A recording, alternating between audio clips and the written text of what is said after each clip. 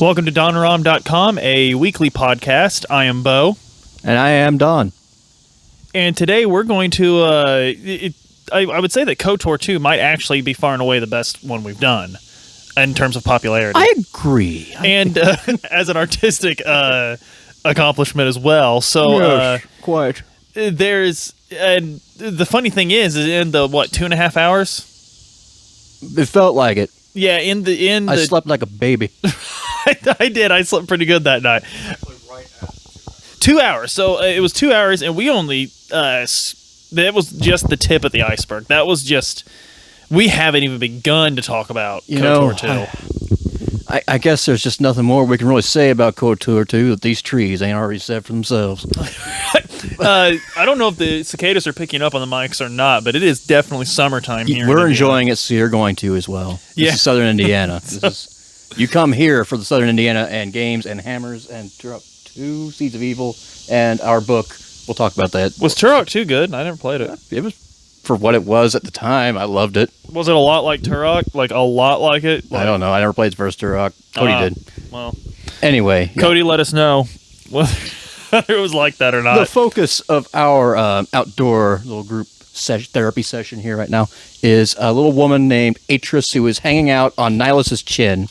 Yep. Now, you'll notice on the cover, she is fighting a Sith with a red lightsaber. She is she has a white robe, white hair. She's white, and she's got a blue lightsaber. Now, sequel to Game of the Year, by the way. Absolutely, don't forget that. No, hang on. Were we cutting off the Obsidian? Don't want to cut off Obsidian. I'm sure there's like one, like Superman is watching right now. He is our subscriber, I will have you know. Anyway, big reason to talk about Atris as her own video is she is a Sith Lord that you fight, and she is not dressed in black robes. In fact, when you, in the original concept for the game, she doesn't fight you with a red lightsaber. She fights you with your lightsaber. Oh, that's thematic. Mm-hmm. Mm-hmm. That is. But you got to talk about Atris, but at no point in this game do you meet Atris, and she is not a Sith Lord. She's a Sith Lord in denial. Yes, the whole game. The entire game, she is up to the moment she's firmly in Sith territory. She is, and that's probably one of the most interesting things is every other Sith Lord that we ever see in any Star Wars media ever is of the skinning children variety because it's fun. Whereas Atris, there's a real No, I'm a Jedi. I am a good person. I'm a Jedi. A real Jedi. I am a real Jedi. Yeah, you guys are Jedi. Broke the rules. I made the right decision. Absolutely, that's Atris, and it's fun because it's not like an Anakin kind of like where it's like, this Palpatine guy says this is the Jedi way, even though I know it's not the Jedi way. Mm-hmm. This is the Jedi way. It's an actual like well thought out. She didn't fall to the dark side, really. It was always there. She just found it. Right, exactly. And that's how, like, generally speaking, humans really don't convert all that much. They adapt their new belief system to their old one. Absolutely. And that's exactly what Atris does. Yep. And why do I really like Atris as a character? Because there's so many Atrises in our world. In fact, we border a little state called Kentucky. You probably heard of it if you're really unfortunate. There's Kentucky. They make bourbon. As of the last gubernatorial primary, more Democrats voted than Republicans, and they did that for a reason. Kentucky is one of those states that you really need to understand American politics. It has voted Republican always for as long as we've been alive.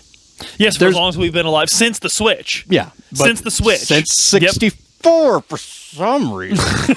Anyway, there are a lot of people who are Democrats on paper, but they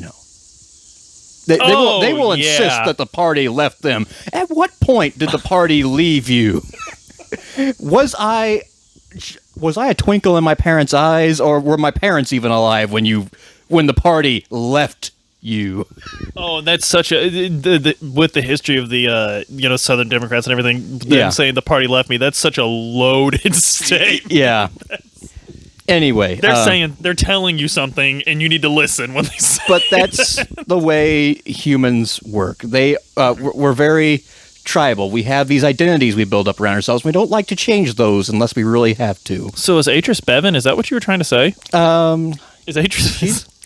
Well, let's talk. Or McConnell. Well, let's talk about what we know about Atris. At some point, like all Jedi, Kit Fisto kicked in her parents' door, snatched her out of her cradle, and said, "She's a Jedi."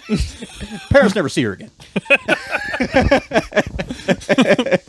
And she eventually she becomes Angelica's age from Rugrats, and she starts to take a liking to you, and you're running around in a diaper with a little toy lightsaber, talking about Reptar, and the rest is history. Oh, is she only that much older than the main character? Yeah, she's a little older. She's old. She's got a lot of city miles on her. Yeah, she's got. Okay. TA, college professor, older college professor, things like that. It's an acceptable relationship, more or less. Absolutely. But by the way, we don't want a sponsorship from Coca-Cola. This shit's nasty. This is awful. I'm drinking it because I just need something to drink, and that's all that Adam had around the house. But don't buy this. But continue. I'm sorry. Okay. Anyway, Atris, like a lot of good, smart students, very quickly internalizes the system of belief she is brought up in. She is brought up to be a Jedi, and she's going to be the best dang Jedi she can be. Mm-hmm. And you know what? That's exactly what she did. She got straight Jedi A's. She did Jedi A's. She did Force extracurriculars. She does Force things with soccer. Force volleyball. She was a monster. She was a monster in Force volleyball. You should have seen Force spike. You should have seen her Jedi Master application. She got accepted to Jedi Harvard. Which was Dantooine at the time, I believe. Mm-hmm. Mm-hmm. And well, basically, she did everything right, everything, and she's always. And you know what? Any other time, any other place, any other period of Jedi history, she would have lived her entire life and been well remembered as nothing more than an excellent Jedi. Mm-hmm. This is not a normal period of history. This is a period of history that's going to force you out of your comfort zone. She has never been outside her comfort zone. Absolutely. Oh, yeah. God, Atris, this is such a good subject. It really is. And this speaks to the central theme of the Jedi Order in this game. It's flawed. It does not prepare Jedi for the world as it is.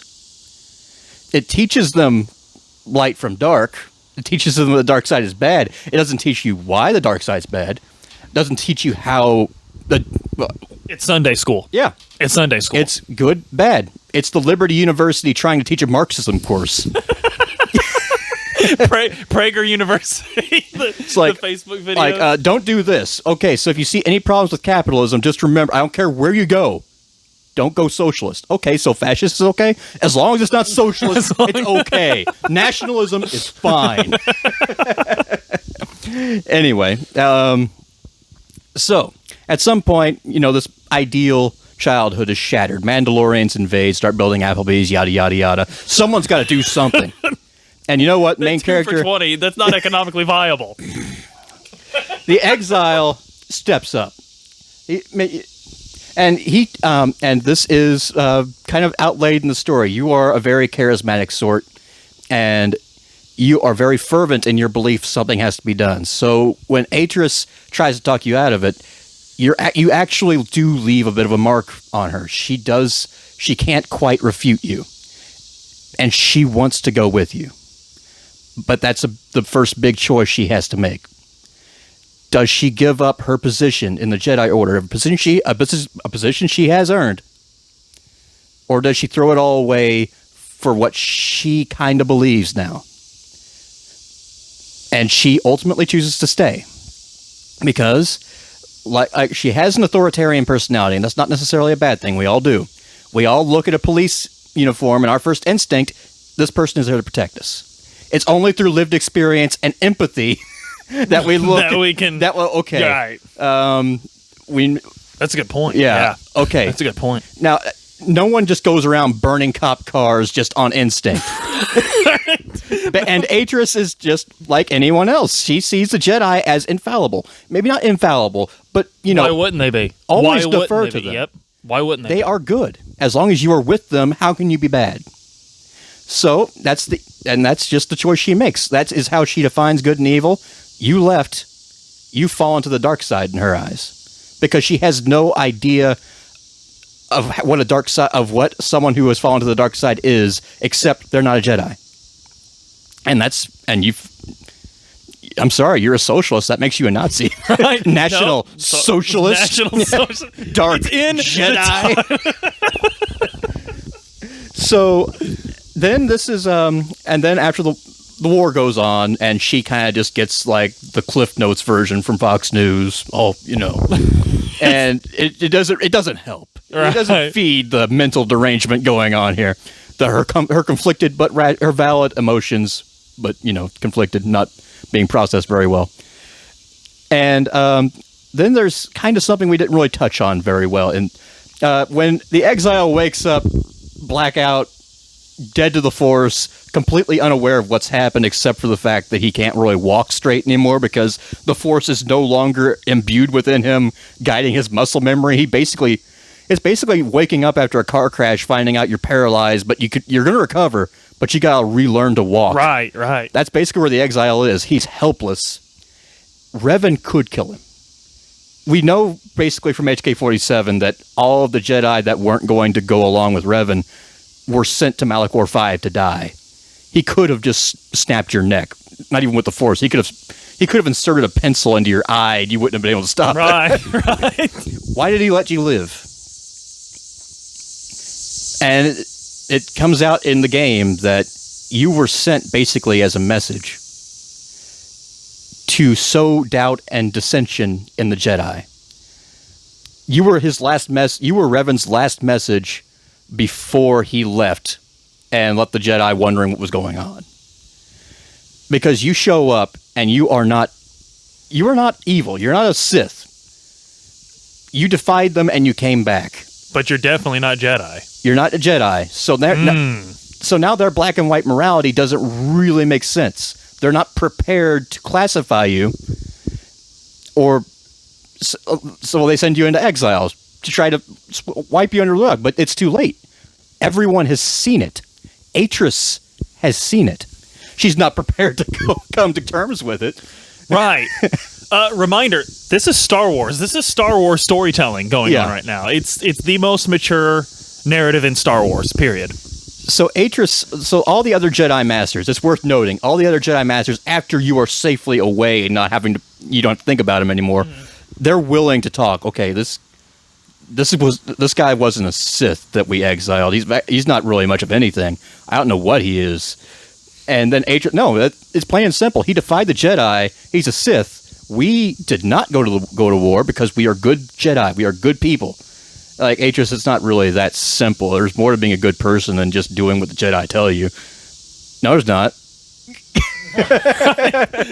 No, that's it. Look, I have a personal relationship with Jesus. I go to church, ergo I'm a good person.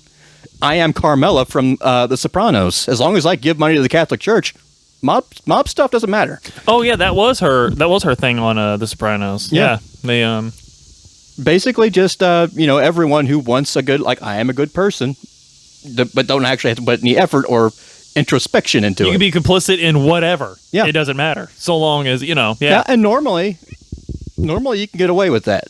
You can just coast through life trusting a good institution, nominally good institution. It's very easy to do in Indiana, so if you're wanting to do that, this ain't a bad place to live to do that. Yeah.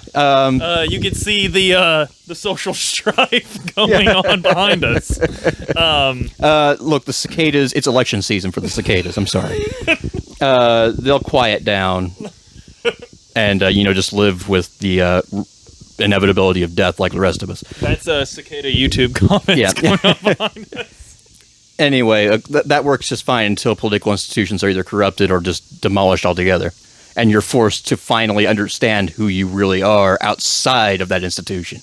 The Mandalorian Wars were the Vietnam Wars. Pretty much. It was Vietnam, because that was when people were like, wait a minute. Straight up broke the established order. Right, absolutely. Everything we thought about what the political parties were.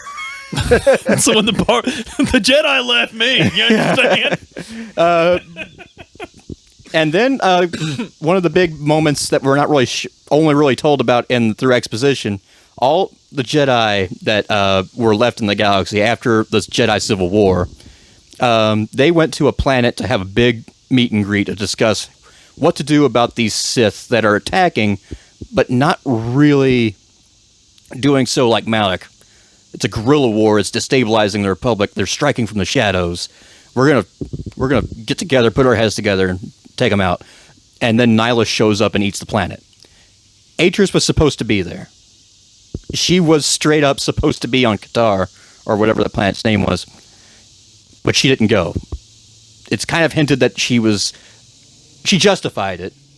Like, I didn't need to go. I had other things I needed to do. I had other things I needed to do. I'm one of the only Jedi left. I am a historian. I need to preserve the Jedi teachings, so I can't be bothered with this. If I die, then who does it? Yeah. I mean, I'm very important, really. And anyway, when all the Jedi go to get... All the Jedi are pretty much dead except for Atris and a few other people. She doesn't know they're alive. And they go into hiding, so she has absolutely no guidance. For the first time in her life, she is on her own. She is the last Jedi. As far as she is concerned, she is the last Jedi. And as much pride as she takes in this, it's also quite terrifying for her. Absolutely. Because now she has to define for herself what a Jedi is. She has to look at the Jedi as not an infallible and immortal institution, but a very fragile one, a flawed one. One that she has to improve, but she never took humanities courses in college. She is a STEM girl.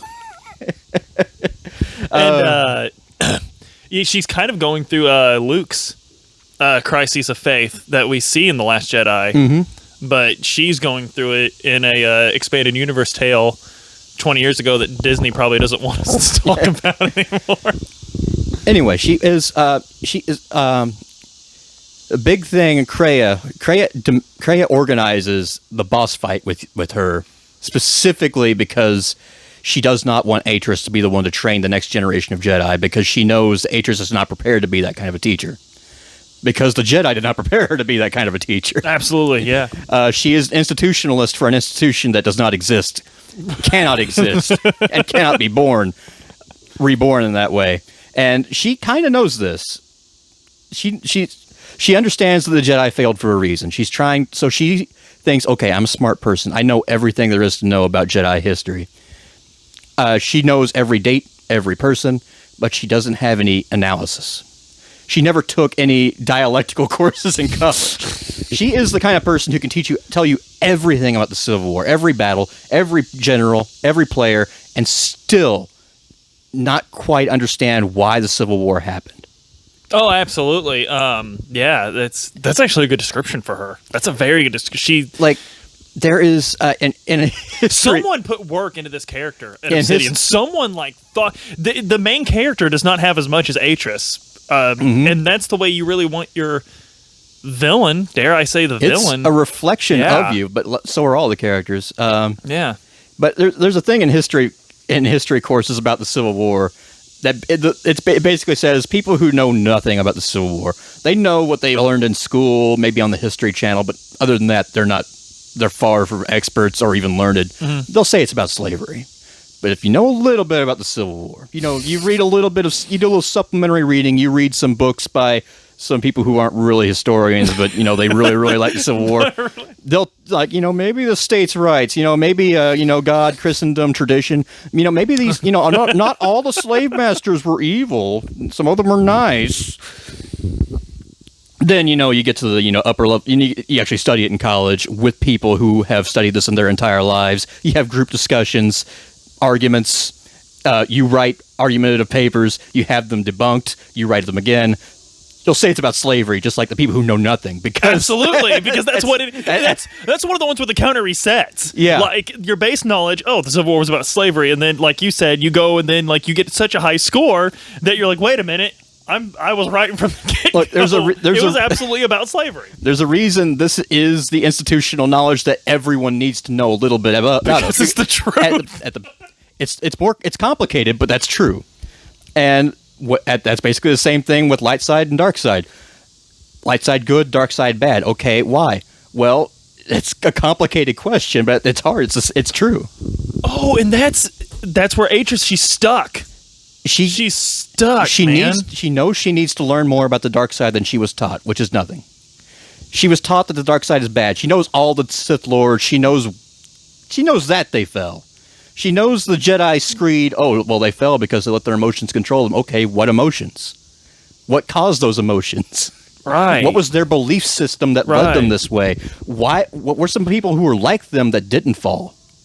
What about she doesn't know about that. She doesn't want nuance.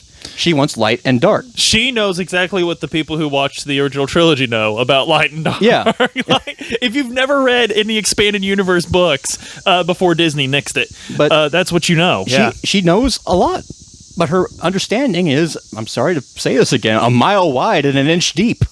It's such a good saying. I don't know why you're sorry to say it. It applies so well. She knows everything there is to know about the Star Wars universe, but she knows not much. She can't delve into it. And when she tries... She's not going to do a deep dive on Atris. Yeah. Like, she tries. Okay, I need to know more about the Sith. So when she's introduced to the Sith, she is absolutely unprepared to actually debunk it. Yeah, it's kind of the... it's like... She shows up for the... you know what? She's Peterson. Pretty much. Peterson going up against Isaac. Not saying who was right or wrong in that situation. I'm just saying Peterson got dragged because he didn't know enough about the subject he was arguing against. Now, I don't think Peterson is actually going to convert, but there are quite a few people who grew up. Most of the Nazis running around on the internet right now were not born Nazis. They were born probably to relatively apolitical but liberal parents. Yeah. They were brought up to like, okay, look, nationalism is wrong. A lot of people died because of it. That's really all you need to know. But if you want to study it, just, talk to somebody who doesn't look like Richard Spencer, basically. Like, well, screw you, Mom. He's got a YouTube channel. He must know what he's talking about. Anyway, that's what Atris ends up... This is what Atris winds up doing for the bulk of the backstory of the game. Yeah. She's in her little meditation chamber. She sends out Handmaiden, I want you to find me the dankest memes about the Sith. I want you to put 4chan on my computer. And I am going 4chan now. I am going to study the Sith. I am going to surpass them because I am a good person. I am a Jedi. I am a Jedi. Therefore, I cannot be a bad person. Who better than me? Who better than me? A Jedi Master. Absolutely. To understand and master this on my own. I don't need any socialist professors telling me what's going on here. I'm a smart lady, and of course, eventually she finds out. She winds up adapting her belief system. Okay, the Jedi failed because of this reason, but I'm not going to fail because I've learned a lot from these people. I'm not saying I agree with the Sith. I'm just saying they've got some ideas, and really, that's just at some I don't know exactly. She's got plenty of reasons to fall. It's Absolutely. never actually said why or to what specific one. I don't know if there was a moment. And that would be interesting, because almost every other Sith we hear about in the expanded universe, in the films, in the games, whatever, there was a moment. There was a dramatic moment. There was a moment. Revan, they made a choice. Hey, we need to do something about this. The Jedi Council's like, no, and Revan's like, fine. Anakin Skywalker, that moment in the tower where he's like, hey, you can't kill him. It's not the Jedi way. There was a definitive choice. There was always there was always an ultimatum. But with Atris, it was Saruman. She just stayed in her tower and read about it until she was like, wait a minute. Why should I fear to use it? Right, exactly. She's Saruman. Absolutely. And then you have... I am the great Saruman. What could it do to me? My favorite scene in all of Star Wars, really, is when Kreia shows up in Atris' meditation chamber, and she is just reciting justifications and rationalizations to herself at this point. Oh, that's very. I am Atris, the great historian of the Jedi, the last of the Jedi. I can't be racist. I'm a Republican, Party of Lincoln. Oh no, it's really like that. It's the people that what was that website? Stormfront, was that? Well, isn't that it's one of them. But it's those people in there. They're like posting about how good they are and how they're not racist, even though everyone thinks they're. And it's just people exactly like them saying, "Yeah, man." I have X friends. My wife is a quarter X. Right. Like, so yeah, it's basically that. She's literally in I her. am perfectly fine with Supreme Court Justice X, who happens to be X, as long as he agrees with me and accepts his place. But it's I hate this term. I hate it. But she's literally in a. Echo chamber. Hate that term. I hate it. But it applies. It's very literally well. she literally has she literally has Alex Jones streaming on repeat. Like the entire boss fight is just something hissing at like liberals. Kreia, what have you found about the chemicals in the water? What information have you? So Kreia walks in on Atris, basically lying to herself, and says, "Hey, girl." It's such a quiet thing to fall. Far more terrible is to admit it. When did it happen? I don't know when it happened to me either. And is that the actual dialogue? Pretty much. Wow. It's like I don't know. Like I don't know exactly when it. Like I don't. It's not. I'm paraphrasing. Absolutely. Yeah. But yeah. I understand. Kreia will talk in your conversations with Kreia when you talked about Kreia about Atris. You ask her if she knows Atris, and if your influence is high enough, she will let on that she does know of Atris. She's seen Atris before, not intimately, but then she'll get a little bit of a soft tone, a very, very strangely sympathetic tone. I don't know her as well as the other Jedi Masters, but I feel that I know her.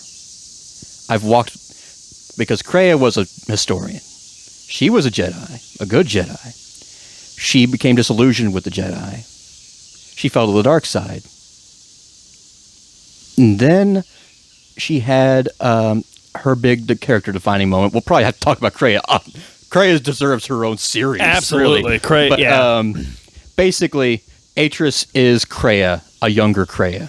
Yeah. And ultimately, Atris was supposed to have, in the base game, in the restored content, Atris can become Darth Treya. She can become the final boss. Kreia will just stand aside. All Kreia wants is for you to confront a Darth Treya, and Atris fits the bill just as well as she does. Really? Mm-hmm. That's fascinating. I really wish they would have been allowed to finish this game. I really do. But yeah, Atris is like when she finally realizes what she is, that she left the Jedi behind a long time ago. She's honest with herself, and there's a lot of good voice acting in this because she's no longer angry. There's no reason for her to be angry. She's honestly at her most human when she realizes, oh my God, I'm just straight up full dark side, aren't I? And like, yeah, it's terrible to admit, but you need to just work your way through it. You need to understand who you are. And then she tries to blame the exile. Right. Why did he do this to me? Kreia almost bitch slaps her with her only good remaining hand. Bitch, you know exactly that you know that he didn't do this to you. You did this to yourself. Don't blame him. That's a cop out. You're aggressing. It's Obi-Wan. You have done this for yourself. And then Kreia kind of just like commiserates, like, there is still a chance that the exile can be saved, but you and I, we're pretty far gone.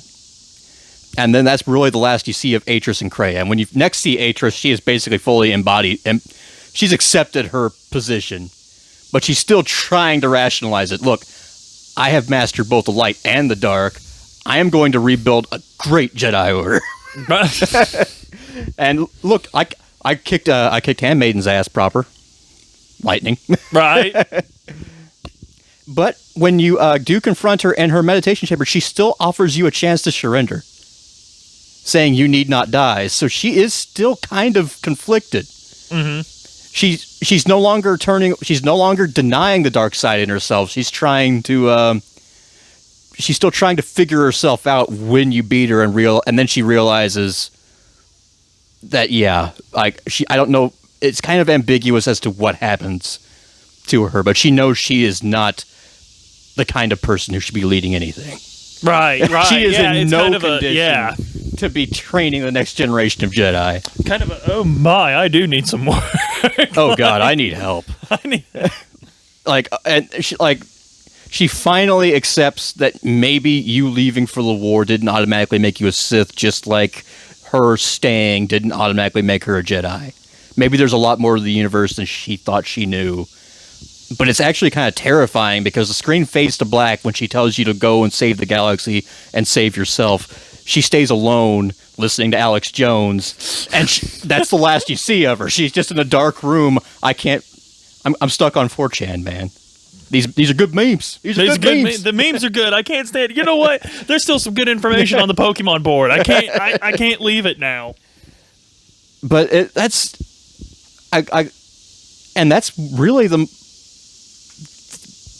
really all you really see of Atris. She doesn't really have a whole lot of closure.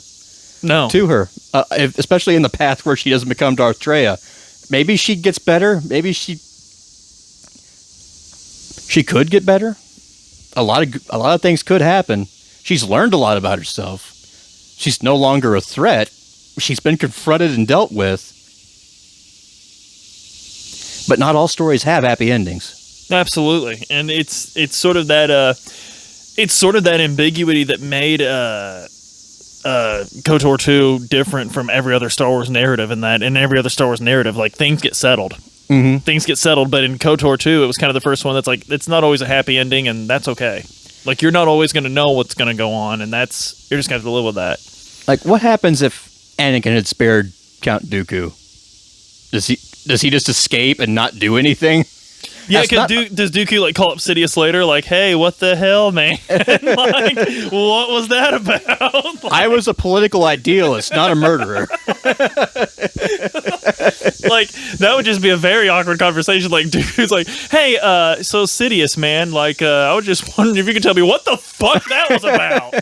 Like, I mean, I looked at you and everything. I looked you in your eyes, you son of a bitch. Like, that's straight up. You've been kidnapped, and they're asking for a ransom on speakerphone, and your boss says he's not afraid of you, and he hangs up.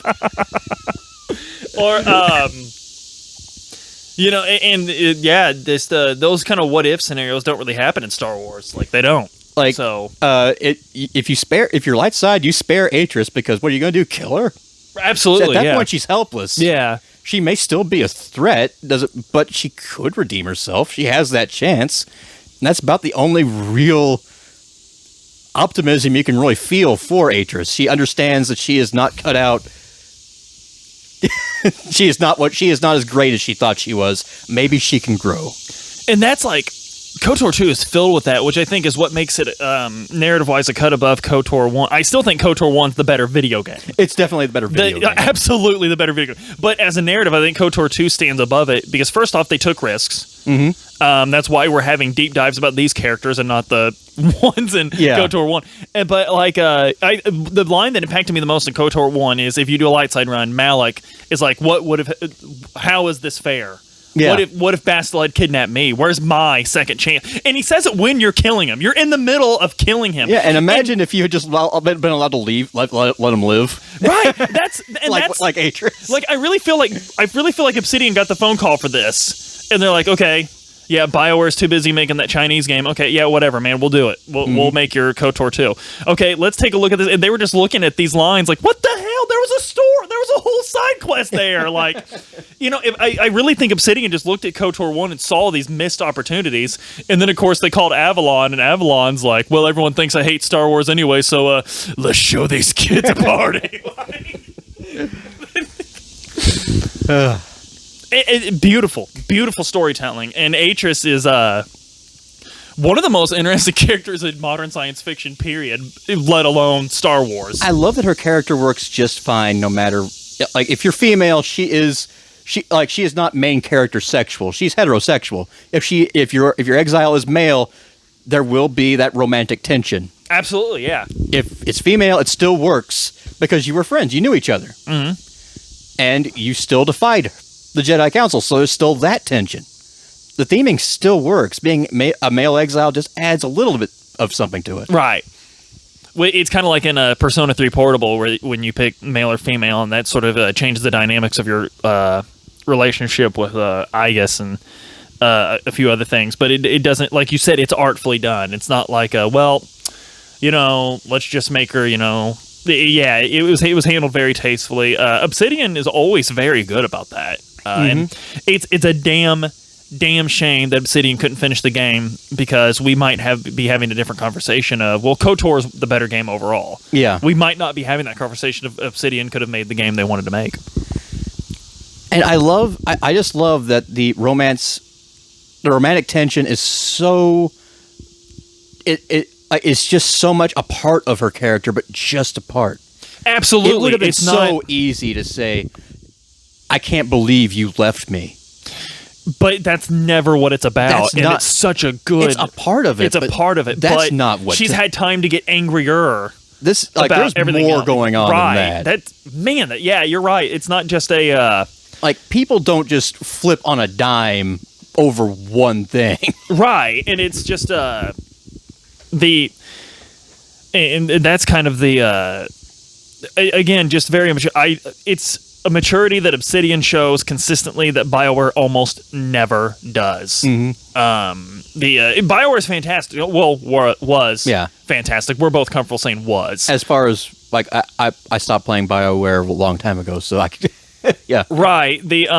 For instance, the reason they couldn't make this game, they were working on Jade Empire. Jade Empire is a fantastic game. Mm-hmm. Go play Jade Empire. It's a fantastic game, but BioWare, even at the time, with this fantastic, where they weren't as equipped to tell the story as Obsidian was. They weren't. And we have these great characters like Kreia, like Atris, and Atris is just that it's the villain you're hesitant to call a villain, which is absolutely the best kind.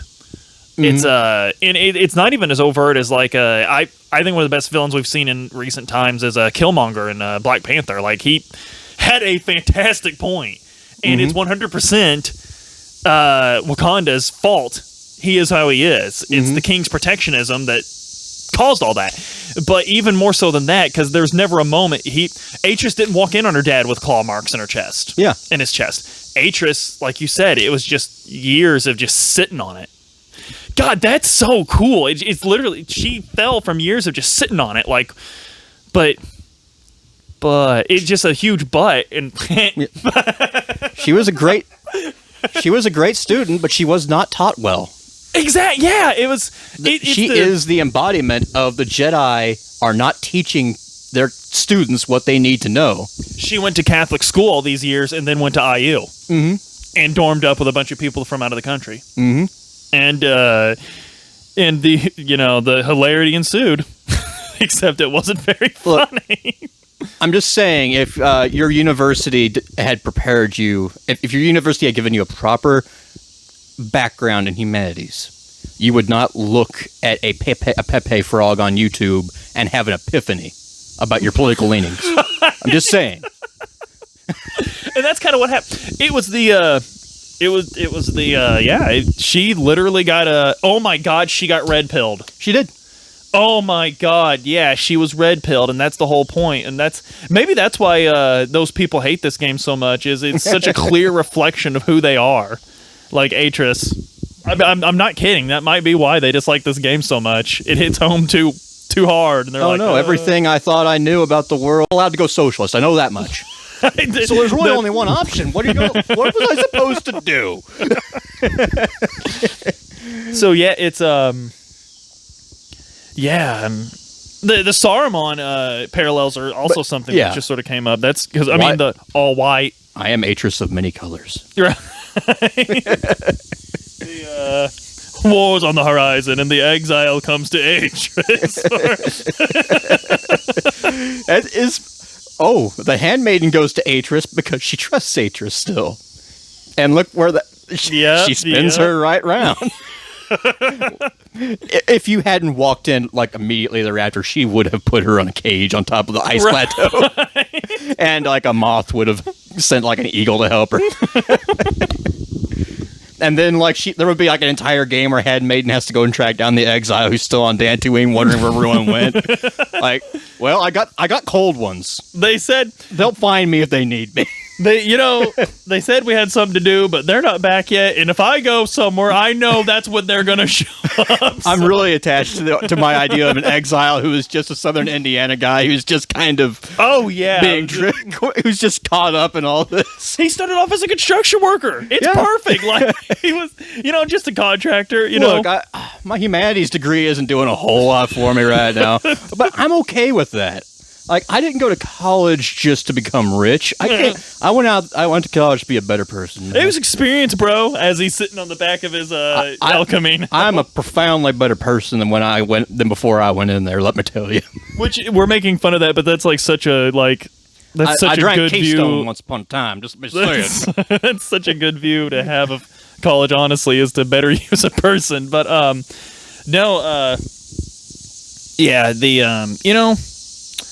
Atris should have just, she should have taken gender studies. Should have. Would have understood a lot more about herself. I'm honest. That's not me making that joke. Honestly, she should have, taken gender studies, done a little bit of, just walked it, sat next to someone different at lunch every once in a while. Yeah. You're a lot less likely to have these out of the blue crises if you understand where these why other people have suffered crises. Yeah, I mean, it's just, and I think that's the lesson to take away from Atris is... mile wide, inch deep. Yeah, do more to understand the world around you. You don't want to be that... Because you know who Atris is?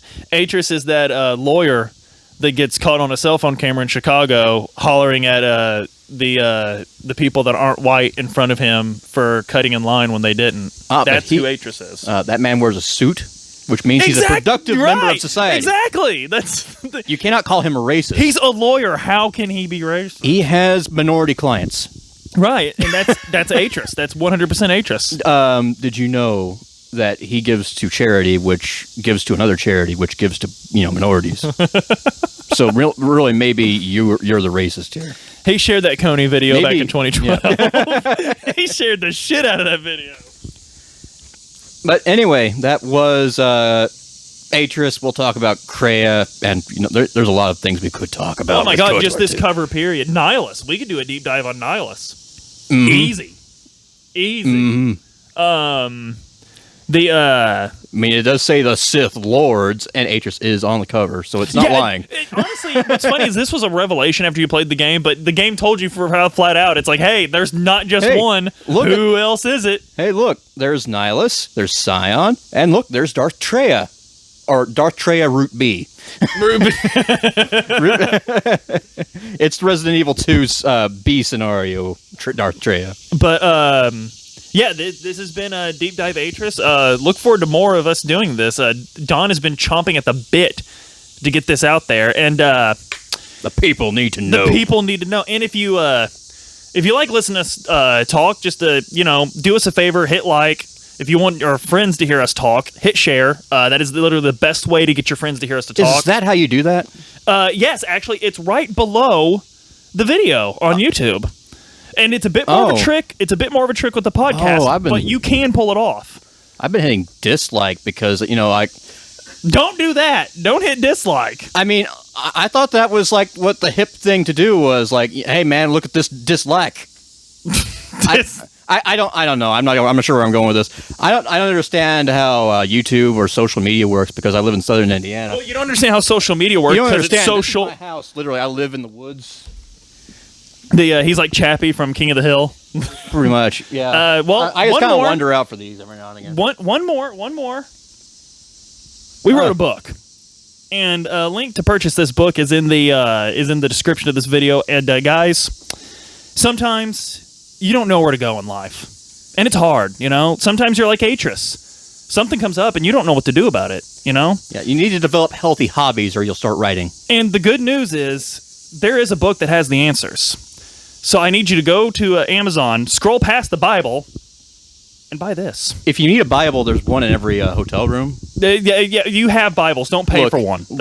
Much like towels, televisions, carpets, they accept you're going to steal them. Mattresses.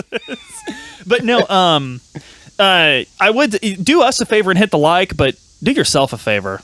And like yourself. And check out, well, that can come later. Check out, I don't even know what the book's called. Like Thyself. That's our next book. Foundational 90s games for Rust Belt millennials. And the best part of this is, I have been told by friends that grew up outside of the Rust Belt that have read this book, it still applies.